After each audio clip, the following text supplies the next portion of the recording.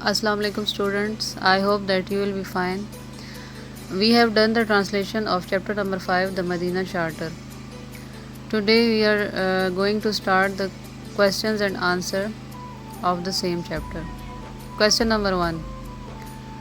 Why did the Holy Prophet ﷺ abolish the tribal distinction in Medina? آپ صلی اللہ علیہ وآلہ وسلم نے مدینہ میں قبائلی امتیازات کیوں ختم کیے؟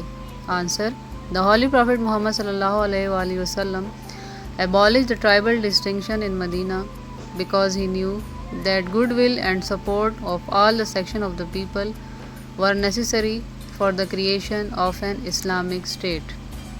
آپ صلی اللہ علیہ وآلہ وسلم نے مدینہ میں باہمی یکجہتی اور تعاون کی فضا پیدا کرنے کے لیے سب سے پہلے قبائلی امتیازات ختم کیے، کیونکہ آپ جانتے تھے کہ ایک اسلامی سلطنت کو وجود میں لانے کے لیے تمام طبقات کی رضامندی اور حمایت ضروری ہوتی ہے۔ Apart from it, he knew that tolerance must be there among different communities. آپ صلی اللہ علیہ وآلہ وسلم یہ بھی جانتے تھے کہ جب مختلف طبقات کے لوگ ایک جگہ پر رہتے ہوں تو وہاں رواداری اور برداشت بہت ضروری ہوتی ہے، یعنی ایک دوسرے کو برداشت کرنا، ایک دوسرے کا خیال رکھنا، لحاظ کرنا، یہ بہت ضروری ہے۔ اور مدینہ کے لوگ پہلے جو تھے وہ آپس میں بات پر لڑتے جھگڑتے تھے۔ اس کے علاوہ جو ہے کوئی قبیلہ جو ہے بڑا تصور کیا جاتا تھا، کوئی چھوٹا تصور کیا جاتا تھا، کوئی اعلیٰ درجے کا ہوتا تھا، کوئی لو درجے کا ہوتا تھا، تو ان سب کو آپ صلی اللہ علیہ وسلم نے ختم کیا۔ Question number 2. What did the UN adopt unanimously? United nation نے متفقہ طور پر کیا منظور کیا؟ Answer: The UN United Nations adopted unanimously the Universal Declaration of Human Rights. United nation نے متفقہ طور پر انسانی حقوق کا عالمگیر اعلامیہ منظور کیا۔ یہ اعلامیہ تمام انسانوں کی مذہبی، ذاتی، شہری، سیاسی، معاشرتی اور ثقافتی حقوق کی ضمانت دیتا تھا۔ نیکسٹ کوسچن ہے: how did we know that Islam is the greatest protector of human rights? ہمیں کیسے پتہ چلتا ہے کہ اسلام ہیومن رائٹس کا سب سے زبردست پروٹیکٹر ہے، حفاظت کرنے والا ہے؟ آنسر دیکھیں۔ We know that Islam is the greatest protector of human rights. ہم جانتے ہیں کہ اسلام ہی انسانی حقوق کا سب سے بڑا علمبردار ہے۔ By the incorporation of the clauses of Medina Charter in the Universal Declaration of Human Rights by the UN.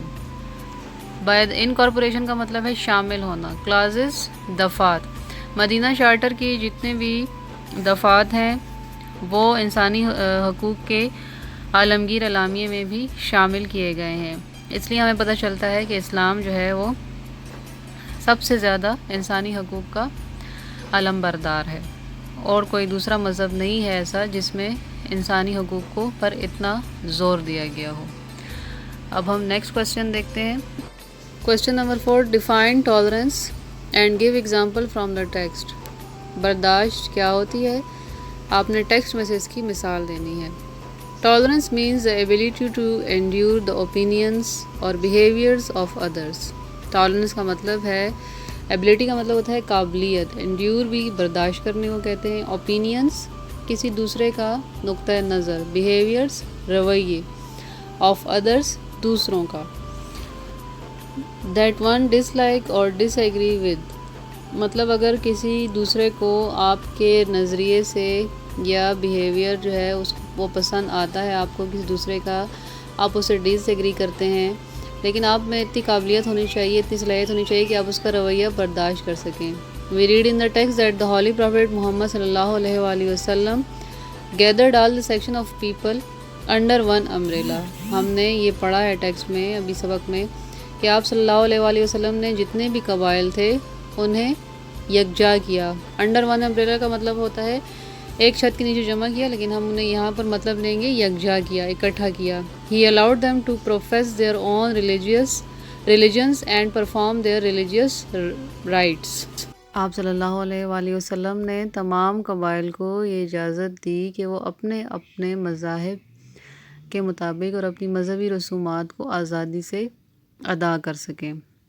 تو آج کے لیے اتنا کافی ہے، آپ اس کو پڑھیں، اور اس میں کویشچن بھی ہے، آپ اس کو لکھ بھی سکتے ہیں اور اس کو یاد بھی کریں۔ تھینک یو، اللہ حافظ۔